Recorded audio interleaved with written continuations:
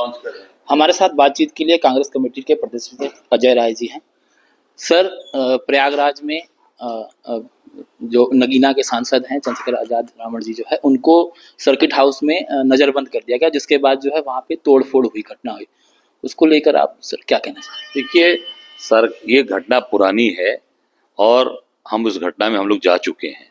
मैं गया था, हमारे वहाँ के सांसद उज्ज्वल रमण जी गए थे, हम लोग गए थे। तो ये सरकार जानबूझ के इन चीज़ों को प्रोवोक कर रही है और चंद्रशेखर जी को लेके जाना चाहिए था। वहाँ पे प्रशासन का काम है, आप लगा के उनको ले जाइए फोर्स को। वो आज पीढ़ी से मिलने जा रहा है तो उनको रोका क्यों जा रहा है?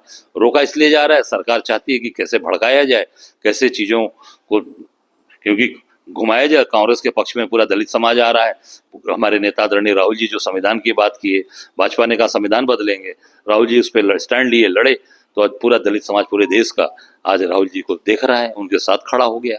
उसका परिणाम आप लोकसभा में देख सकते हैं कि आज पूरी तरीके से 43 सीटें जीतकर हम आए। तो ये पूरी तरीके से योजनाबद्ध तरीके से चीजें कराई गई हैं। इटावा में जो स्थिति चल रही है, ब्राह्मण बनाम यादव की स्थिति पैदा हो गई है। ब्राह्मण समाज और यादव समाज आमने सामने देखे जा रहे हैं। इसको लेकर जो है अखिलेश यादव का भी ट्वीट आया, उस पे जो है ब्रजेश पाठक ने ट्वीट करके जो है पार्टी के डीएनए की बात कही जो है।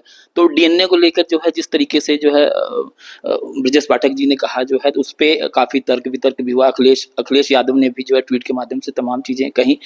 तो एक तरीके से जो है जो एक राजनीतिक दो पक्षों की बात चल रही है, उस पे क्या नजरिया है? देखिए, इसमें भी सरकार फेल है। सरकार को कार्रवाई करनी चाहिए। कहीं पर भी कोई कमी हो, चाहे वो आगरा की घटना हो, रामजी सुमन के साथ घटना जो घटी, चाहे आगरा की में जो आज रणनीति सेना की बात आई, इकट्ठे हुए लोग कैसे हुए, तलवारबाजी कैसे हुए, ये सरकार की फेल्यूर है। वही हाल इटावा के अंदर भी हो रही है। तो निश्चित तौर से सरकार फेल है और मैं इस घटना की निंदा करता हूँ, भर्त्सना करता हूँ। हाल ही में जो है एक ही परिवार के 3 सदस्य व्यापारी वर्ग के जो है लखनऊ में जो है सुसाइड का मामला प्रकाश में आया जो है। ये बहुत ही गंभीर विषय है और समाज के अंदर जिस तरीके की चीजें ये चल रही हैं, कई व्यापारी समाज ने, कई लोगों ने आज सुसाइड जो चीजें देखा मैंने इधर पिछले कई दिनों से, महीनों में, ये सालों में जो घटनाएं घटी हैं, ये बहुत दुखद है। क्योंकि व्यापारी परेशान है, व्यापार चल नहीं रहा, लोगों का काम चल नहीं रहा, दुकानें चल नहीं रही, व्यापार कहीं नहीं चल रहा। तो आज जो कर्जदार है वो और कर्जदार होता जा रहा है। चाहे बैंक का कर्जदार हो, चाहे किसी व्यक्ति से लोन ब्याज पे पैसा लिया हो, दे नहीं पा रहा है, तो आज बेचारा मजबूरी, मरता क्या ना करता, सुसाइड कर रहा है। पूरा परिवार उजड़ गया। परिवार, जिसका परिवार उजड़ गया, क्या बीत रही होगी समझ सकते। उस पर सरकार बात नहीं कर रही, ये सरकार की फेल्यूर है। अब उस पर बात नहीं हो रही है, तमाम बड़ी बड़ी बातें घुमाई जा रही हैं। ये कैसे प्रदेश के अंदर हिंदू मुसलमान का माहौल बने, कैसे हिंदू मुसलमान बंटवारा हो कि फिर हम सत्ता में आ जाए। आज वो व्यापारी परिवार पूरा सुसाइड कर लिया, क्या कारण से, इसकी गहराई में जाएंगे। अब उस पर कुछ मनगढ़ंत कहानी करके आज निश्चित उसको घुमाने का प्रयास करेंगे, पर मूल उसका व्यापार नहीं चल रहा। व्यापारी पूरे प्रदेश का, देश का परेशान है।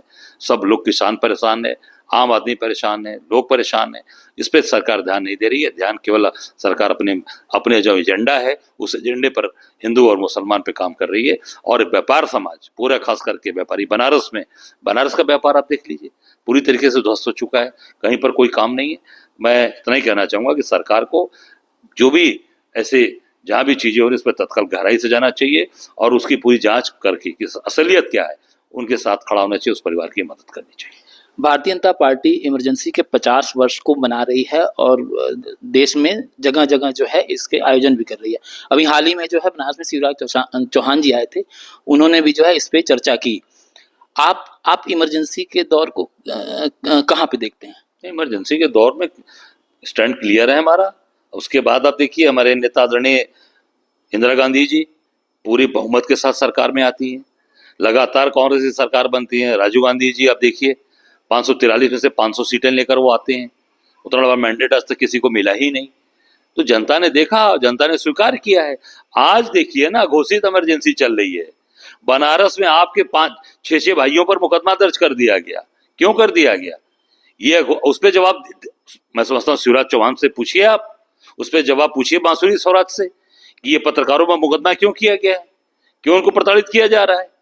क्यों? अब सही बात दिखाना या बोलना वो उसमें गुनाह है, उसके ऊपर कार्रवाई हो रही है।